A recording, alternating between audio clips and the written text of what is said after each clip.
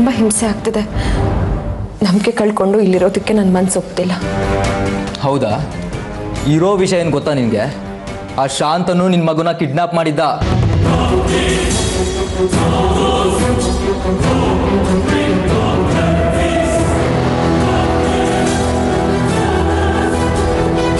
ಶೀಲಂ, ಈ ವಿಷಯನ ರಾಧಿಕಾ ಹತ್ರ ಮುಚ್ಚಿಟ್ಟು ಏನೂ ಉಪಯೋಗ ಇಲ್ಲ. ನಿಜನಾ? ನನ್ನ ಮಗನ ಶಾಂತನು ಕಿಡ್ನಾಪ್ ಮಾಡಿದ್ನಾ? ಹೌದು ರಾಧಿಕಾ. ಶಾಸ್ತ್ರಿಗಳ ಮನೆಯಿಂದ ಬರ್ತಾ ಶೀಲಂ ಮೇಲೆ ಅಟ್ಯಾಕ್ ಮಾಡಿ ನಿನ್ನ ಮಗನ ಹೊತ್ಕೊಂಡು ಹೋಗಿದ್ದ. ನಿಮಗೆಲ್ಲ ಆಘಾತ ಆಗದೆ ಇರಲಿ ಅಂತ ಇಲ್ಲದೆ ಇರೋ ಕಥೆಗಳನ್ನ ಕಟ್ಟಿದ್ದ ನಮ್ಮ ಶೀಲಂ.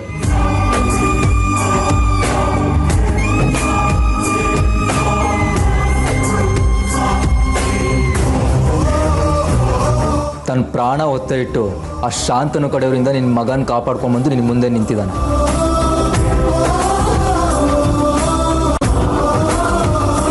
ನಿನ್ನ ಮಗು ಬೇಕು ಅಂದರೆ ರಾಧಿಕಾಯಿ ಮನೆಯಿಂದ ಹೊರಗೆ ಹೋಗ್ಬೇಕು ಅನ್ನೋ ಬೇಡಿಕೆ ಆಗಿತ್ತು ಆ ಶಾಂತನದು.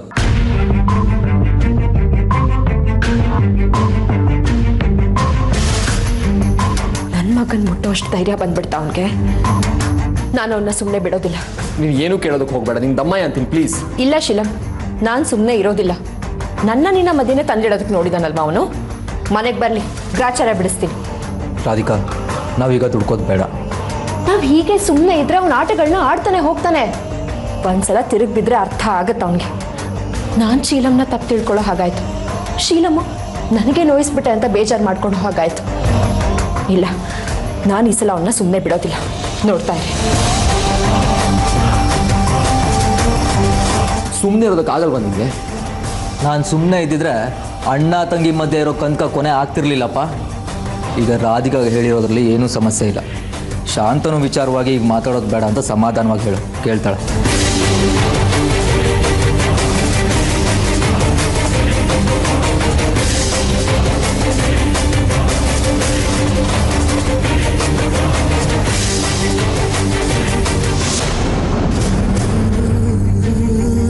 ನನ್ನ ವಿಷುನ ಕೂಡಿಟ್ಟ, ನನ್ನ ಮಗನ ನನ್ನ ವಿಷುವಿಂದ ದೂರ ಮಾಡ್ದ, ಮನೆಯವ್ರನ್ನೆಲ್ಲ ಬೀದಿಗೆ ತಂದ. ಇಷ್ಟೆಲ್ಲ ಸಹಿಸ್ಕೊಂಡಿದ್ದು ನನ್ನ ವಿಷುಗೋಸ್ಕರ. ಈಗ ನಿನ್ನ ಮೇಲೂ ಕಣ್ಣು ಹಾಕಿದ್ದಾನೆ ಅಂದರೆ ನಾನಿನ್ ಸುಮ್ಮನೆ ಕೂರೋದಿಲ್ಲ. ನೀ ನನಗೆ ಹೇಳಬೇಕಾಗಿತ್ತು, ಯಾಕೆ ವಿಷಯ ಮುಚ್ಚಿಡೋದಕ್ಕೆ ಹೋದೆ? ಇಷ್ಟಕ್ಕೂ ಅವ್ನು ಹೇಳ್ದ ಅಂತ ನಾನು ಯಾಕೆ ಈ ಮನೆ ಬಿಟ್ಟು ಹೋಗ್ಬೇಕು? ನೋಡು, ನನ್ನ ಹಣೆಯಲ್ಲಿ ನಾನು ನನ್ನ ವಿಷು ಜೊತೆ ಬದುಕ್ತೀನಿ ಅನ್ನೋದು ಬರ್ತಿದ್ರೆ ಅದಾಗುತ್ತೆ. ಅದೃಷ್ಟ ಇದ್ರೆ ನಾನು ಅವ್ರ ಜೊತೆಗೆ ಇರ್ತೀನಿ. ನಾನು ಮನೆಯವ್ರಿಗೆ ಎಲ್ಲ ವಿಷಯನೂ ಹೇಳ್ತಿದ್ದೀನಿ. ಅದಕ್ಕೂ ಮೊದಲು ಅಮ್ಮ ಮಗ ಕೊಟ್ಟಿರೋ ಸಾಲನ ಬಡ್ಡಿ ಸಮೇತ ಚುಕ್ತಾ ಮಾಡಬೇಕು.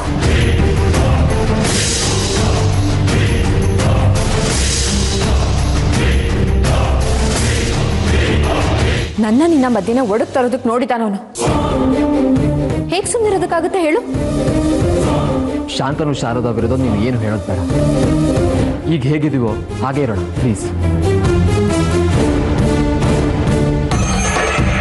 ಅವನು ಎಷ್ಟು ದಿನ ಆಟಗಳನ್ನು ಆಡ್ತಾನೋ ಆಡಲಿ, ದೇವರು ಅವನಿಗೆ ಶಿಕ್ಷೆ ಕೊಡೋವರೆಗೂ ನಾವು ಕಾಯೋಣ.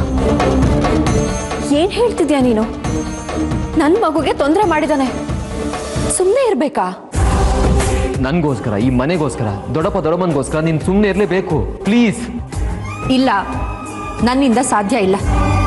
ಹೌದು, ಈ ಮನೆಗೆ, ಅಮ್ಮಂಗೆ, ಯಜಮಾನ್ರಿಗೆ ಏನಾಗುತ್ತೆ? ಏನು ಹೇಳ್ತಿದ್ಯಾ ನೀನು? ಅವನ ಹತ್ರ ಮೈತ್ರಿ ಇದ್ದಾಳೆ. ಮೈತ್ರಿನಾ? ಯಾರಿ ಮೈತ್ರಿ? ಅವ್ರು ಯಾರೋ ಶಾಂತನು ಜೊತೆ ಇದ್ರೆ ನಾನು ಯಾಕೆ ಸುಮ್ಮನೆ ಇರಬೇಕು? ನೋಡು, ಯಾವ ವಿಷಯನೂ ನನ್ನಿಂದ ಮುಚ್ಚಿಡ್ಬೇಡ. ನಿಜ ಹೇಳು, ಯಾರಿ ಮೈತ್ರಿ?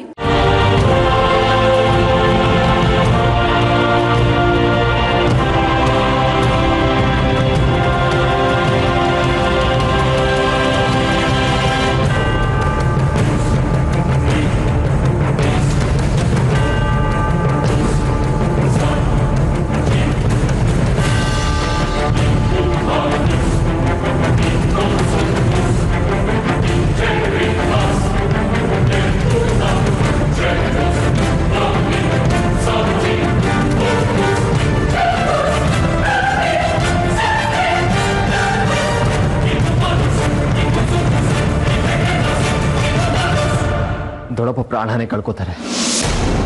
ಅಷ್ಟಕ್ಕೂ ಆ ಮೈತ್ರಿ ಬೇರೆ ಯಾರೂ ಅಲ್ಲ, ಬೆಟ್ಟೇಗೌಡ್ರ ಮಗಳು.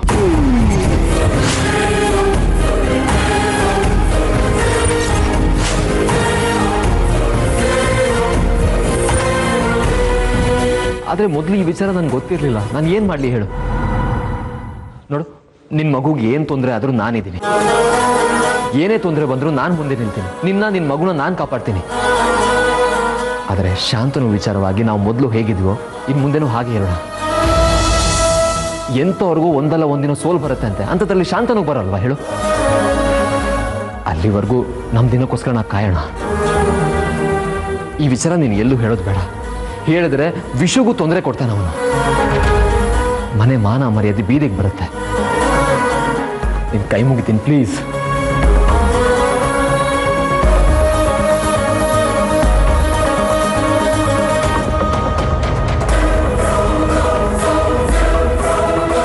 ಸರಿ ಬಿಡು, ನೀನು ಹೇಗೆ ಹೇಳ್ತೀಯೋ ಹಾಗೆ.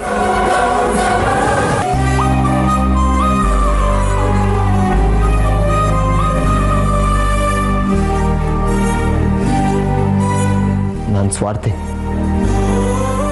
ನಮ್ಮನೆ ಗೌರವ ಪ್ರತಿಷ್ಠೆ ಹಾಳಾಗುತ್ತೆ, ದೊಡ್ಡಪ್ಪನಿಗೆ ಅವಮಾನ ಆಗುತ್ತೆ ಅನ್ನೋ ಒಂದೇ ಒಂದು ಕಾರಣಕ್ಕೆ ನಿನ್ನ ಮಗು ಮತ್ತೆ ನೀನು ವಿಷು ಜೊತೆ ಸುಂದರವಾಗಿ ಬದುಕೋದನ್ನು ತಪ್ಪಿಸಿದ್ದೀನಿ. ಐ ಆಮ್ ಸಾರಿ.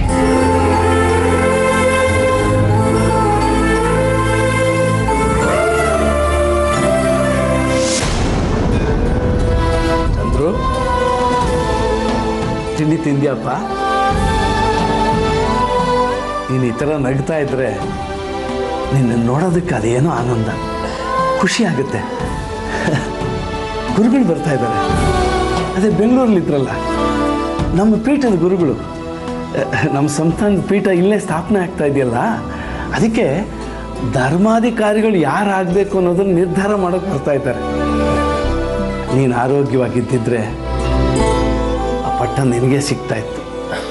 ಚಿಂತೆ ಇಲ್ಲ, ಈಗಲೂ ನಮ್ಮ ಕುಟುಂಬದವರೇ ಒಬ್ಬರು ಧರ್ಮಾಧಿಕಾರಿ ಆಗ್ತಾರೆ. ಗುರುಗಳು ಬಂದ ತಕ್ಷಣ ಮೇಲೆ ಕರ್ಕೊಂಬರ್ತೀನಿ. ನೀನು ಅವರಿಂದ ಆಶೀರ್ವಾದ ಪಡ್ಕೊ, ಬೇಗ ಗುಣಮುಖ ಆಗ್ತೀಯ. ಗುರುಗಳು ಬರೋ ಸಮಯ ಆಯಿತು. ಸಂತೋಷ.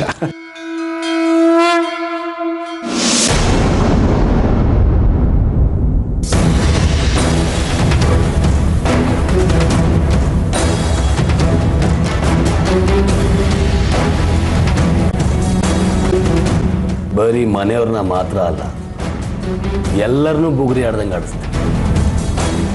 ಸರಿಯಾಗಿ ಕೇಳಿಸ್ಕೊ ಚಂದ್ರಚೂಡ, ಧರ್ಮಾಧಿಕಾರಿ ಆಗ್ಬೇಕಾಗಿರೋನು ಈ ಶಾಂತ. ಬೇರೆ ಯಾರಿಗೂ ಅವಕಾಶ ಕೊಡೋದು. ಪ್ರಾಣ ಬಿಡ್ತೀನಿ, ಪ್ರಾಣನೂ ತೆಗಿತೀನಿ, ಆದರೆ ಪಟ್ಟ ಬಿಡಲ್ಲ.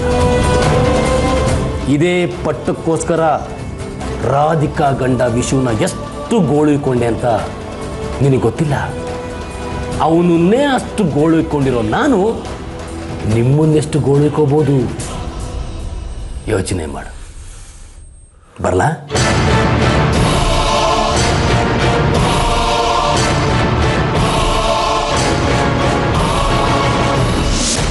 ಹಾಂ, ಗುರೂಜಿಯವ್ರನ್ನ ಕರ್ಕೊಂಬರೋದಕ್ಕೆ ಈಗಾಗಲೇ ಕಾರ್ ವ್ಯವಸ್ಥೆ ಮಾಡಿದ್ದೀನಿ. ಹಾಂ, ಹೋಗಿದೆ. ಮನೇಲಿ ಎಲ್ಲರೂ ಕಾಯ್ತಾ ಇದ್ದೀವಿ. ಏನಿಲ್ಲ, ದೊಡ್ಡಪ್ಪ ಹತ್ರ ಮಾತಾಡ್ಕೊಂಡು ಹೋಗ್ತಾರಂತಷ್ಟೇ. ದೊಡ್ಡಪ್ಪನೇ ಧರ್ಮಾಧಿಕಾರಿ ಆಗಬೇಕು ಅನ್ನೋದು ಅವ್ರ ಮನಸ್ಸಲ್ಲಿದೆ. ನೋಡೋಣ ಏನಾಗುತ್ತೆ ಅಂತ. ಸರಿ ಸರಿ, ಇಡ್ತೀನಿ. ಏನು ಶೀಲಂ, ತುಂಬ ಖುಷಿಯಲ್ಲಿರೋ ಹಾಗಿದೆ. ಗುರೂಜಿ ಮನೆಗೆ ಬರ್ತಾ ಇದ್ದಾರೆ, ಅದಕ್ಕೆ. ಹೌದಾ? ಗುಡ್. ಅಂದರೆ ಮನೆಯಲ್ಲೆಲ್ಲರೂ ತುಂಬ ಖುಷಿಯಾಗಿದ್ದಾರೆ ಅಂತ ಆಯಿತು. ಹೌದು, ಮತ್ತೆ ಗುರೂಜಿ ಮನೆಗೆ ಬರ್ತಾ ಇದ್ದಾರೆ ಅಂದರೆ ಖುಷಿ ವಿಚಾರ ಅಲ್ವಾ? ಅದು ಅಲ್ಲದೆ ನಮ್ಮೂರಲ್ಲೇ ಇದ್ರು ಅಂತವರು, ಆಮೇಲೆ ಬೇರೆ ಊರಿಗೆ ಹೋಗಿದ್ದು. ಓಕೆ ಶೀಲಂ, ನಾನು ನಿನಗೊಂದು ಕೆಲಸ ವಹಿಸ್ಬೇಕು ಅಂತ ಇದ್ದೀನಿ, ಅದನ್ನು ಮಾಡ್ತೀಯಾ? ಯಾಕೆ? ನಾನು ಕೆಲಸ ಏನು ಅಂತಲೇ ಇನ್ನೂ ಹೇಳಿಲ್ಲ, ಅಷ್ಟು ಬೇಗ ಮುಖ ಹೀಗೆ ಮಾಡ್ಕೋತಿದೆಯಲ್ಲ. ಸರಿ, ಹೇಳಿ. ಏನಿಲ್ಲ, ಗುರೂಜಿಗಳು ಮನೆಗೆ ಬಂದಾಗ ರಾಧಿಕಾ ಅವ್ರ ಮುಂದೆ ಬರಬಾರ್ದು. ಅದು ಹೇಗೆ ಸಾಧ್ಯ? ರಾಧಿಕಾ ಯಾಕೆ ಬರಬಾರ್ದು? ಅದು ನಿನಗೆ ಬೇಡದಿರೋ ವಿಚಾರ. ನಾನು ಹೇಳಿದ್ದಷ್ಟೇ ನೀನು ಮಾಡಿದೆ. ಗುರೂಜಿ ಬಂದಾಗ ರಾಧಿಕಾ ಅವ್ರ ಮುಂದೆ ಬರಬಾರದು. ಆಗಲ್ಲ ಶಾಂತನು, ಇದು ನಿಮ್ಗೆ ಬೇಡದೇ ಇರೋ ವಿಚಾರ. ಇದ್ರಲ್ಲಿ ನೀವು ಮೂಗ್ ತೋರ್ಸೋಕೆ ಬಂದರೆ ನನಗೆ ಇಷ್ಟ ಆಗಲ್ಲ. ರಾಧಿಕಾನ ಅವಾಯ್ಡ್ ಮಾಡೋದಕ್ಕೆ ಆಗೋದಿಲ್ಲ. ಮಾಡಬೇಕು. ಆಗಲ್ಲ ಶಾಂತನು. ಆಗಲ್ವಾ?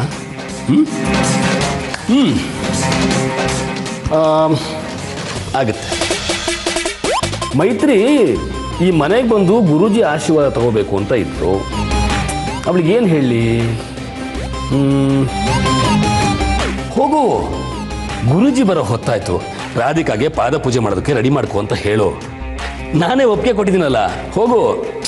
ಹೋಗಪ್ಪ, ಹೋಗೋ. ಮೈತ್ರಿ ಮನೆಗೆ ಬರೋದು ಬೇಡ. ಬರ್ತಾಳೆ, ಬರಲೇಬೇಕು. ಪೀಠದ ಗುರೂಜಿ ಆಶೀರ್ವಾದ ಅಂದರೆ ಯಾರು ಬೇಡ ಅಂತಾರೆ. ಮನಸ್ಸಿಗೂ ನೆಮ್ಮದಿ ಸಿಗುತ್ತೆ, ಖುಷಿ ಸಿಗುತ್ತೆ. ಪಾಪ ತುಂಬ ನೊಂದಿರೋ ಹುಡುಗಿ. ನಾನೊಂದು ರೀತಿ ಅವಳಿಗೆ ಅಣ್ಣ ಇದ್ದ ಹಾಗೆ, ಎಲ್ಲ ವಿಷಯದಲ್ಲೂ ಸಪೋರ್ಟ್ ಮಾಡ್ತೀನಿ. ಈಗ ನೀನು ರಾಧಿಕಾ ಬೆನ್ನ ಹಿಂದೆ ನಿಂತಿಲ್ವಾ, ಹಾಗೆ ನೀನು ಹೋಗು ಶೀಲಂ, ಹೋಗು. ಸರಿ, ನೀವು ಹೇಳಿದಾಗ ನಾನು ಕೇಳ್ತೀನಿ. ರಾಧಿಕಾ ಗುರೂಜಿನ ಭೇಟಿ ಆಗದಾರ ನೋಡ್ಕೋತೀನಿ. ಗುಡ್. ಈ ಭಯ ಹೀಗೆ ಇರಲಿ. ಒಳ್ಳೆದಾಗಿ.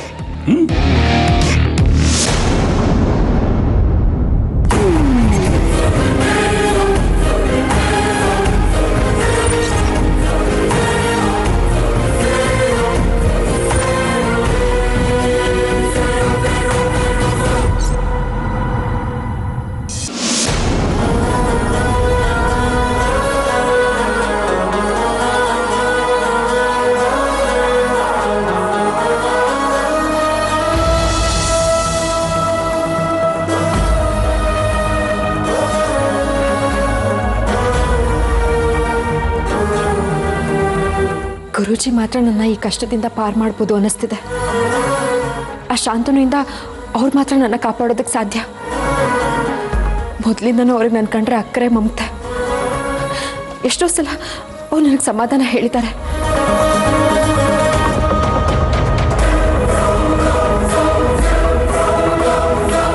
ಈ ಮನೇಲಿ ಅವ್ರು ನನ್ನ ನೋಡಿದ ಕೂಡಲೇ ನನ್ನ ಕಷ್ಟಗಳೆಲ್ಲ ಪರಿಹಾರ ಆಗುತ್ತೆ. ಇವ್ರ ಮುಂದೆ ಆ ಶಾಂತನ ಆಟಗಳು ಯಾವುದೂ ನಡೆಯೋದಿಲ್ಲ. ಅವ್ರು ನನ್ನ ಕಾಪಾಡ್ತಾರೆ, ಎಲ್ಲ ಸರಿ ಹೋಗುತ್ತೆ. ಧರ್ಮಾಧಿಕಾರಿಗಳು ಬದುಕಿಲ್ಲ ಅಂತ ಅವ್ರು ಅಂದ್ಕೊಂಡಿದ್ದಾರೆ. ಆದರೆ ಅವ್ರು ಬದುಕಿದ್ದಾರೆ ಅಂತ ಗೊತ್ತಾದರೆ ಅವ್ರು ಎಷ್ಟು ಸಂತೋಷ ಪಡ್ಬೋದು. ನನ್ನನ್ನು ನನ್ನ ಮಗುನ ನೋಡಿದ್ರೆ ಅವ್ರಿಗೆ ಎಷ್ಟು ಖುಷಿ ಆಗುತ್ತೆ. ಇವತ್ತಾದರೂ ನನ್ನ ಎಲ್ಲ ಕಷ್ಟಗಳಿಗೂ ಮುಕ್ತಿ ಸಿಗಬೇಕು. ಅವ್ರ ಹತ್ರ ನನ್ನ ಎಲ್ಲ ಕಥೆನೂ ಹೇಳ್ಕೊತೀನಿ.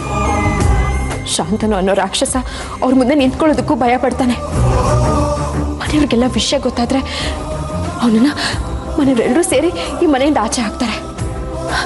ಆಗ ನಾನು ನನ್ನ ವಿಷಯನ ಬಿಡಿಸ್ಕೋಬೋದು.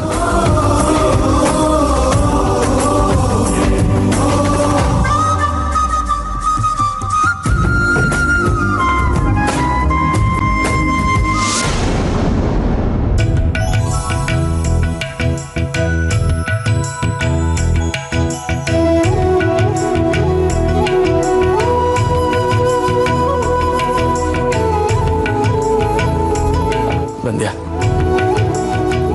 ಶೀಲಂ ಎಲ್ಲಪ್ಪ? ಚಕೋರಿಯಲ್ಲಿ, ಜಾನಕಿಯಲ್ಲಿ ಸ್ವಲ್ಪ ಬುದ್ಧಿ ಇಲ್ವಾ ಅವ್ರಿಗೆ? ಇಲ್ಲೇ ದೇವಸ್ಥಾನಕ್ಕೆ ಹೋಗಿದ್ದಾರಲ್ಲಪ್ಪ. ದೇವ್ರ ಹತ್ರ ಇರೋರೆ ಮನೆಗೆ ಬರ್ತಾ ಇದ್ದಾರೆ. ಈಗೆಂತ ದೇವಸ್ಥಾನ? ಏನು ಸೌಪರ್ಣಿಕ, ನಾನು ಹೇಳಿರ್ಲಿಲ್ವಾ ಎಲ್ಲರೂ ಮನೇಲೇ ಇರಬೇಕು ಅಂತ? ದೇಸಾಯಿಗಳೇ,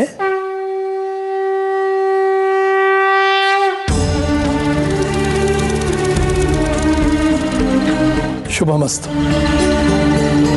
ಬನ್ನಿ ಬನ್ನಿ ಬನ್ನಿ ಬನ್ನಿ ಗುರುಗಳೇ.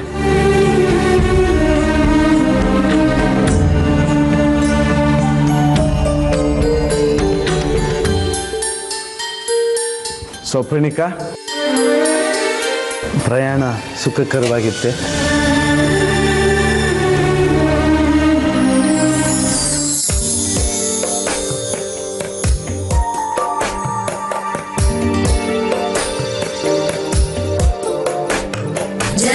जगज्जालपालं खचत्कण्ठमालं शरच्चन्द्रबालं महादैत्यकालं नभोनीलकायं दुरावारमायं सुपद्मासहायं भजेऽहं भजेऽहम्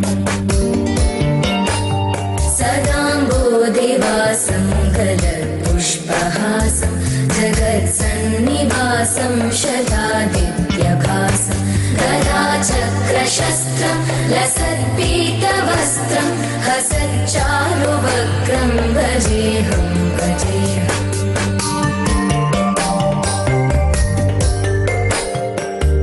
ಹೇಗಿದ್ದೀರಾ ಸೂರ್ಯಕಾಂತ್ ದೇಸಾಯಿಗಳೇ? ಆ ಕೃಷ್ಣ ಪರಮಾತ್ಮ ನನ್ನನ್ನು ಚೆನ್ನಾಗಿಟ್ಟಿದ್ದಾನೆ ಗುರುಗಳೇ. ನಮ್ಮ ಕುಟುಂಬದ ಮೇಲೆ ನಿಮ್ಮ ಆಶೀರ್ವಾದ ಇದೆ. ಹಲವಾರು ತೊಂದರೆಗಳ ಮಧ್ಯಾಹ್ನ ಈ ಮನೆಯಲ್ಲಿ ನಗು ತುಂಬಿದೆ. ನೋವುಗಳನ್ನು ಕೊಟ್ಟ ಜಾಗದಲ್ಲಿ ಒಂದು ಸಣ್ಣ ಸಂತೋಷ ಕೊಡ್ತಾನಲ್ಲ ಆ ಕೃಷ್ಣ, ಆ ಗಳಿಗೆ ತುಂಬ ಆನಂದವಾಗಿರುತ್ತೆ ದೇಸಾಯಿ.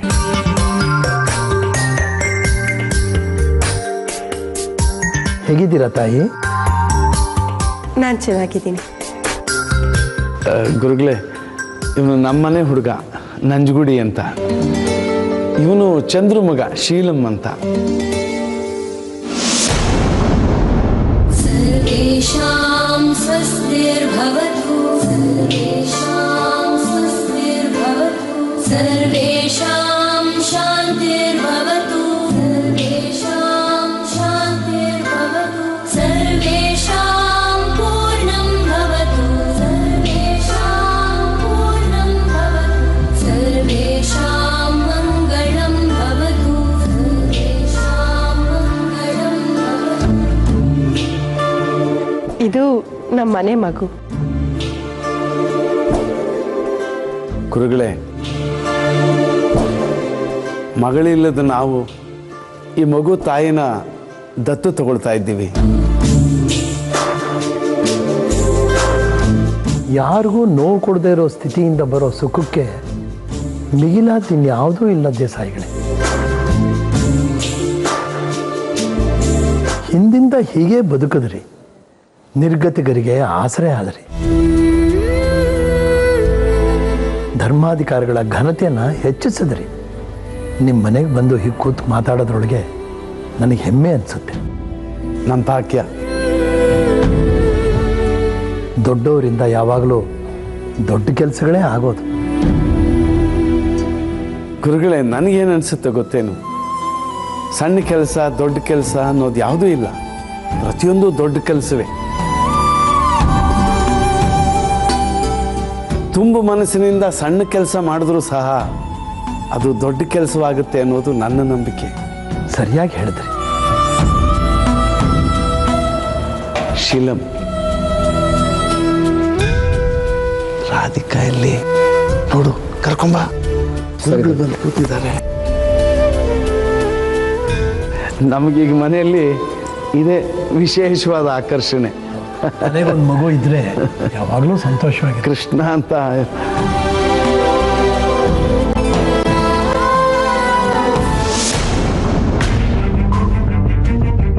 ಗುರುಜಿ ಬಂದ್ಬಿಟ್ಟಿದ್ದಾರೆ. ನಾನು ಹೋಗಿ ರೆಡಿ ಆಗ್ಬಿಟ್ಟು ಬಂದ್ಬಿಡ್ತೀನಿ.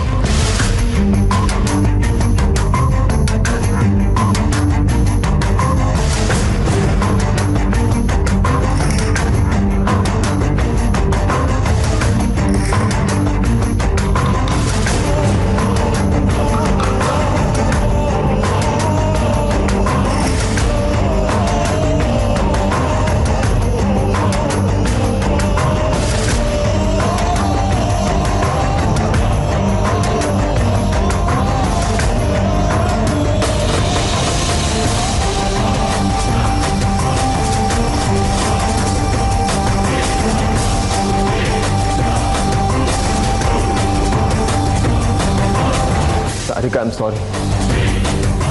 ಆ ಶಾಂತನು ನಿನ್ನನ್ನು ಗುರೂಜಿಯಿಂದ ಯಾಕೆ ದೂರ ಇಡ್ತಾ ಇದ್ದಾರೆ ಅನ್ನೋದು ನನಗೆ ಗೊತ್ತಾಗಿದೆ. ಆದರೂ ಅವ್ರು ಹೇಳ್ದಾಗ ಕೇಳದೆ ಬೇರೆ ದಾರಿ ಇಲ್ಲ ನನಗೆ. Really sorry.